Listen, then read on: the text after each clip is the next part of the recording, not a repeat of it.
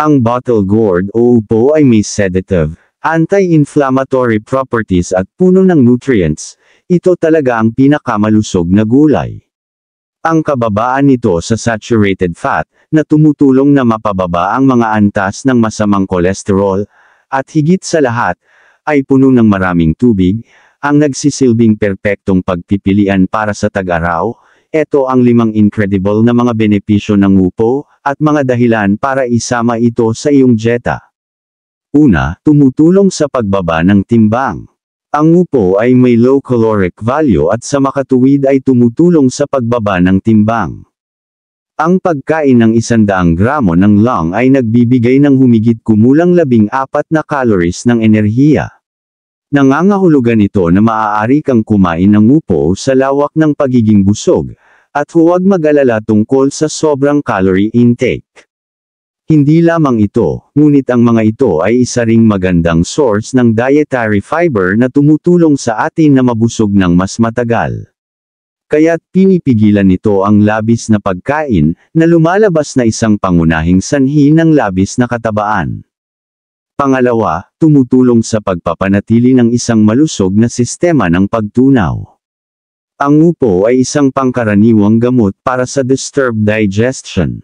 Ang regular na pagkain ng nito ay nakakatulong na mapabuti ang panunaw at panatilihing malusog ang digestive system. Ang mga dietary fiber na naruroon sa upo ay nakakatulong hindi lamang na manatiling busog ngunit kumikilos din bilang isang natural na laxative, tumutulong sa maayos na paggalaw ng bituka at sa makatuwid ay mapadali ang pag-alis ng dumi ng walang anumang problema. Nagbibigay ito ng lunas mula sa mga kondisyon tulad ng paninigas ng dumi o mahinang panunaw. Alam natin na ang tubig ay nakakatulong sa panunaw. Ang upo ay bumubuo ng humigit kumulang 72% ng tubig at sa makatuwid ay nagdaragdag sa kung bakit ito ay mabuti para sa mga nababagabag na sistema ng pagtunaw. Nagsisilbing din itong natural na pampakalma.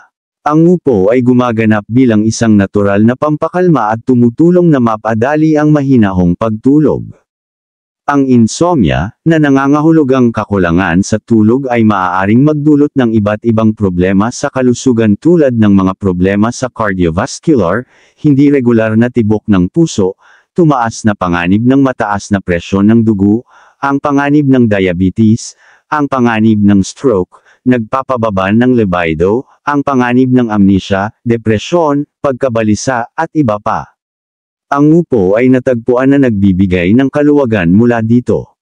Ika-4, facilitates liver health. Ang atay ay bumubuo ng isang napakahalagang bahagi ng ating katawan. Ang patuloy na mga problema sa atay ay maaaring humantong sa liver failure na maaaring higit pang humantong sa mga kondisyon na nagbabanta sa buhay. Ang upo ay natagpuan na lubhang kapaki-pakinabang sa pagharap sa pamamaga ng atay. Ang mga antioxidant na naruroon sa lung ay tumutulong sa pag-alis ng mga lason sa system, protektahan ang bato at atay mula sa oxidative na pinsala na dulot ng mga free radical, at sa makatuwid ay nag-aambag sa pangkalahatang wastong paggana. Pinabawasan ang panganib ng ilang uri ng kanser at ito ay mabuti para sa mga diabetic. Ang salitang cancer ay sapat na upang takutin tayo at ang diabetes, bagamat karaniwan sa mga araw na ito, ay mayroon ding ilang malubhang epekto sa ating kalusugan. Ang cancer ay nangyayari dahil sa hindi makontrol na paglaki at paghahati ng mga selula. Karamihan sa mga selula sa katawan ay may tiyak na habang buhay. Ito ay pinalitan ng isang bagong sel na maaaring gumana ng mas mahusay. Ang mga selulang cancer ay walang sangkap na humihiling sa kanila na mamatay.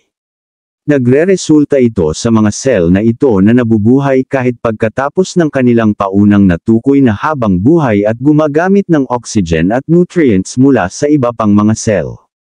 Ang mga sel na ito ay magsisimulang mangolekta at bumuo ng isang tumor. Ang mga antioxidant na nasa upo ay nakakatulong na maiwasan ang oxidative na pinsalang ito sa mga sel. Ang glycemic index ng upo ay 15, na mababa. Nangangahulugan ito na ang upo ay naglalabas ng asukal sa dugo sa mas mabagal na rate at sa makatuwid ay nakakatulong na suriin ang diabetes. Ang dietary fibers ay tumutulong din sa pagsuri sa antas ng asukal sa dugo. Pinabawasan nito ang bilis ng pagsipsip ng asukal sa daluyan ng dugo.